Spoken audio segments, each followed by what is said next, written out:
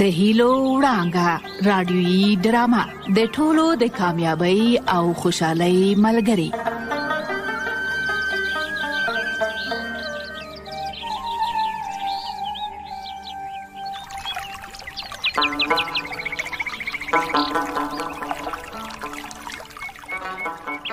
د هیلو وړانګې ډرامې درنو اوریدونکو سلامونه. تاسو خبر یاست چې زما کلیوال د څښاک د پاکو اوبو لپاره په کلي کې کوهیان جوړوي او بمبې ورته لګوي څو هم غټان او هم ماشومان د ناروغیو نه خوندي واوسي. د کوهیانو په جوړولو سره زما اوسیدونکي ښځینه او نارینه ډېر خوشحاله دي او تل له پاکو اوبو نه ګټه اخلي. اوبه ژوند دی، راشئ چې هم یې د ضایع کېدو مخه ونیسو او هم یې د ککړتیا.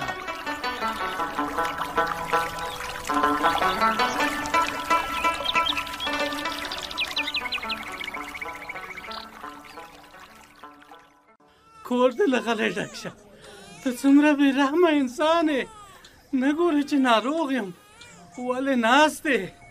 راځه چې وګورو ډاکټر صاحب خالد څه لیکلي چې لابراتواري معاینه وکړو. ته لا څومره نازولی بني ادم یې. عادي ناروغي دی او ټول کلینیک د چغو په سر اخیستی. سمه ده مه ځه، خو چې مړ شم بیا به ارمان کوې. ګوره ته مه ځه، زه خپله ورځم. یاره شیطانه وایم کور دې وران شه. کښېنه کښېنه، دغه دی زه لاړم. کور دې له غلی ډک شه.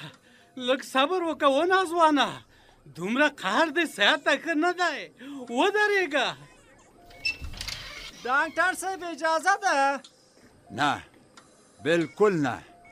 لومبی دا چې زه ډاکټر نه یم، او بله دا چې دا بوټان دې څومره خیرن دي. ته دې جامو ته وګوره. کېده کېده نسخه دې په هغه میز کېده او ځه. پام کوه چې لاسونه په چشي ونه وایي چې لاسونه دې ناپاکه دي. سمه ده ډاکټر صاحب، نو زه تاسو ته په کوم نوم غږ وکړم؟ کوم نوم خو به لرې او که نه؟ زه د لابراتوار مسؤل یم او بس. نسخه دې کومه ده؟ دغه ده د میز په سر مې کېږده. لاس مه وهه مردار خوره. لابراتوار صاحب زه 15 وخته مونځ کوم، شکر الحمدلله لاسونه مې پاک سوتره دي. ساده ګله، همدا و چې د کوره تر کلینیکه پورې راغلی یو عالم میکروبونه د ځان سره راوړي دي او په تیره لاسونو کې. زه ستا په خبرو نه پوهېږم لابراتوار صاحب، بس دومره وایم چې زه چټل خور نه یم. تا دې خدای پوه کړي. واخله دې بوتل کې د ادرار راوړه چې معاینه یې کړم. څه په انګریزۍ درته ووایم؟ نه لابراتوار صاحب، زه ناروغ نه یم، ملګری مې ناروغ دی. هغلته ناست دی. چې ناروغ هغه دی نو ته دلته څه بلا غواړې؟ منډه ور غږ که. هله سمه ده دغه ده صاحب، دستي ورته غږ کوم. واله کچرار ګله، دغه بوتل واخله او تش امتیاز دې پکې راوړه. هله نو کور دې له غلی ډک شه. دا څه ملانډې راباندې وکړې؟ زه خو څه ماشوم نه یم. ملانډې به ولې وهم و چنار ګله؟ هله پورته شه چې معاینات دې کوي، که نه نو مړ کېږې. داسې مه وایه انډیواله، خدای مې دې دښمن مړ کړي، زه به ولې مړ کېږم؟ ته لږ ودرېږه چې دغه لابراتوار ته غږ وکړم. واله هغه دی، ته ورشه چې څه وایي. بس دغه دی لاړه. څه وایي لابراتوار صاحب؟ لرې ودرېږه وګوره چې منډو سره دې څومره خاورې دوړ جوړې کړې. د ټول میکروبونه دي چې د خپلو بوټانو سره دې راوړي دي. وبخښه لابراتوار صاحب، بیا به داسې نه کوم. سمه ده هغه ادرار دې راوړه چې معاینه یې کړم. هله نو زر. مریض به شرمېږي، تشناب ته نه ځي، وایي نه لرم. څه شی نه لري؟ تش امتیاز نه لري. ساده ګله، خو لږې اوبه ورکه که نه. هله اوبه ورته راوړه چې ویچ کې زر کوه. وایم قربان دې سم لابراتوار صاحب، وایم چې په خوله دې برکت شه. ته وګوره چې هېڅ پام مې نه و، دغه دې دستي ورځم. زه ډولچي او ته لابراتوارچي، یو شان یو. ښه سمه ده، خو زر ورشه. هله نو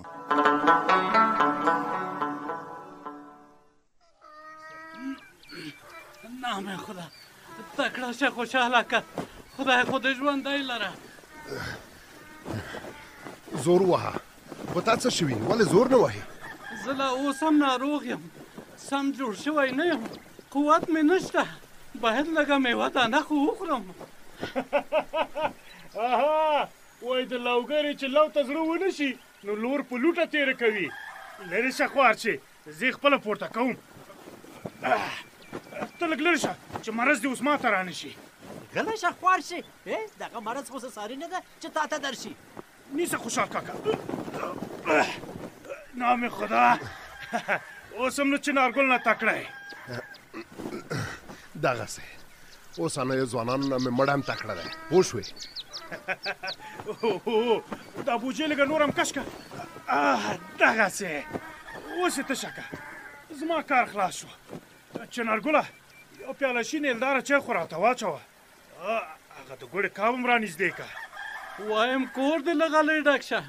یو له لوږې مړ کېده، بلې سر ته ډوډۍ لټوله. خدای دې خوار که احمد خانه، زه په سال کې یم او ته رانه څه غواړې؟ واخله.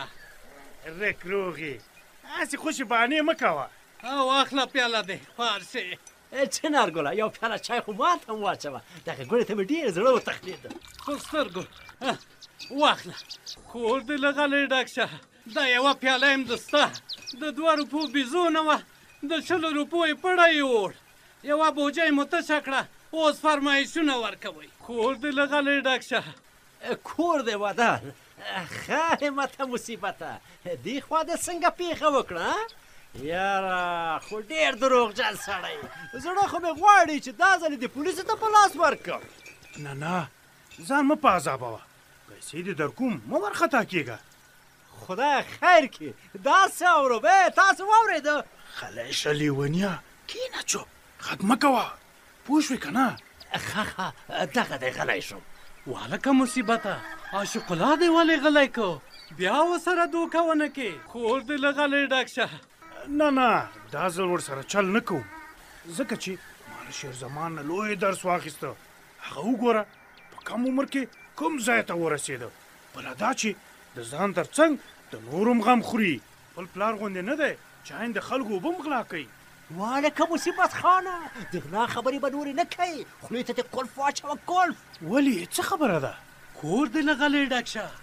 ملک صاحب حضرت خان ټول منع کړي دي چې د اوبو د غلا خبره به هیڅ چاته نه یادوئ، خاورې پې واړوئ. ځه خپل کار دې کوي، څه مې چې زړي هماغه کوم. زه د خلکو خبرو مبرو پسې نه ګرځم. زه ورځم او ورته وایم چې د اوبو غلا ما کړې. لا حول ولا قوة. ته چا مجبوره کړی چې ورته وایې؟ خپل وجدان مجبوره کړی یم.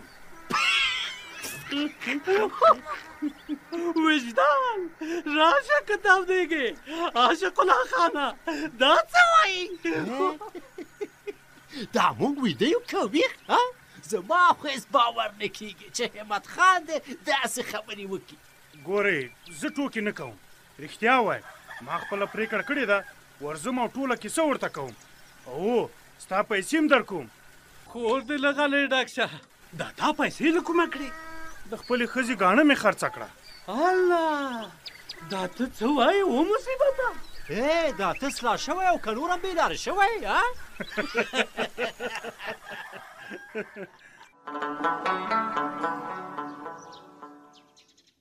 ډیره مننه مولوي صاحب. مبارک دې شه سنگین جانه. سلامت اوسې شیر زمانه، کور دې ودان. ښه ځوانانو راځئ چې اصلي موضوع ته راشو. سمه ده، بسم الله که. شیر زمان خانه تا ته خو مې په موبایل کې ویلي وو، اوس به مخامخ سره خبرې وکړو. مهرباني وکړه مولوي صاحب.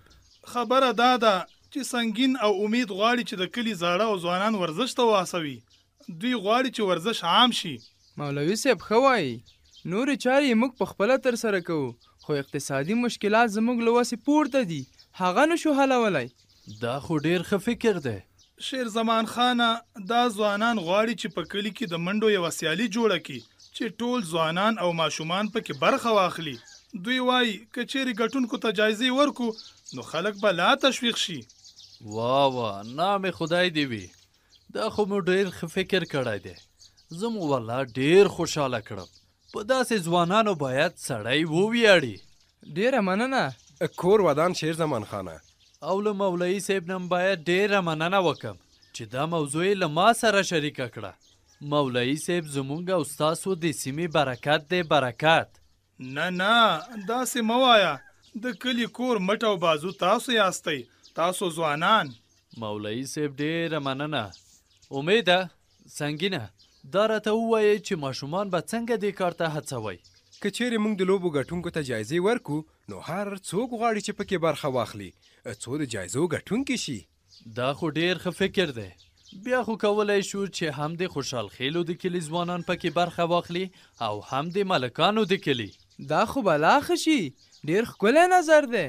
ښه نو تاسو د جایزو لپاره پیسو ته اړتیا لرئ، نو زه به داسې وکم چې لومړی به هغه خیریه بنسټ سره دا موضوع شریکه کړم چې هغوی راته څه وایي، ګوندې دې برخې ته هم لږې پیسې راکړي. ډېره ښه ده. خدای تعالی لوی دی، انشاءالله وبشي.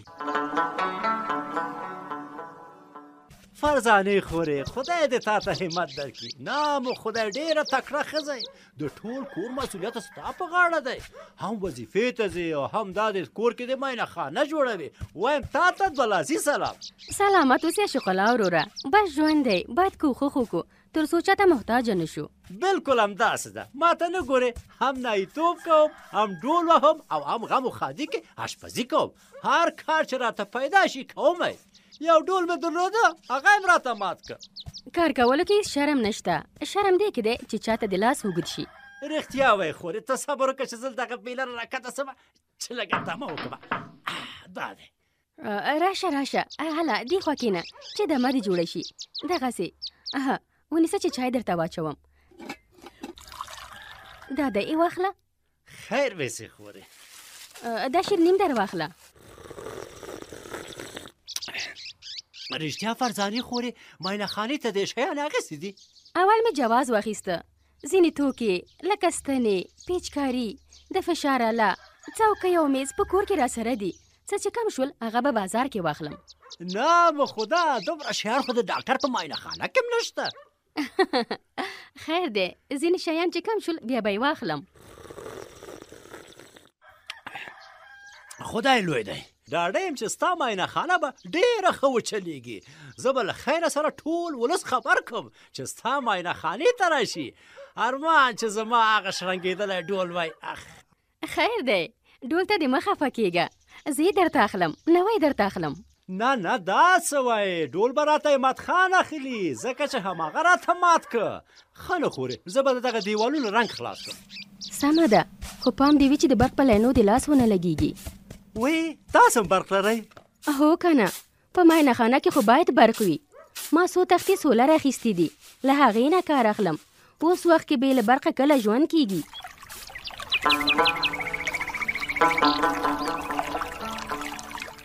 وای ورزش د روغ صحت ضمانت کوي. دا وینا بالکل حقیقت دی او زما اوسیدونکو درکړې ده، ځکه خو غواړي چې په خپل کلي کور کې د ځوانانو او ماشومانو ترمنځ ورزشي لوبې پیل کړي څو ورزش په خلکو کې عام شي. تاسو هم ورزش ته ارزښت ورکړئ او په خپل ورځني ژوند کې ورته برخه ورکړئ. تر بیا مو په لوی خدای سپارم، روغتیا مو په برخه.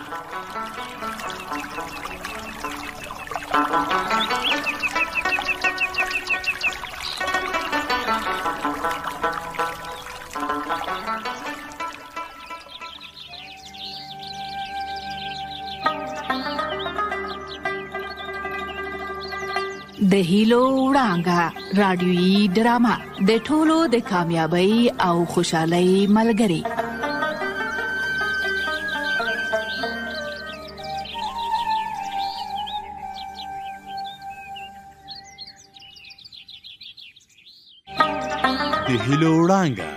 د هیلو وړانګه ستاسو د ژوند تمثیلونکې راډیویي ډرامه ده چې د ژوند په خوږو او ترخو کې به در سره ملګرې وي. په سختیو کې به تاسو ته حوصله درکوي او تاسې به تل خوښ ساتي. دغه ډرامه په پرله پسې توګه په ټول هیواد کې خپریږي.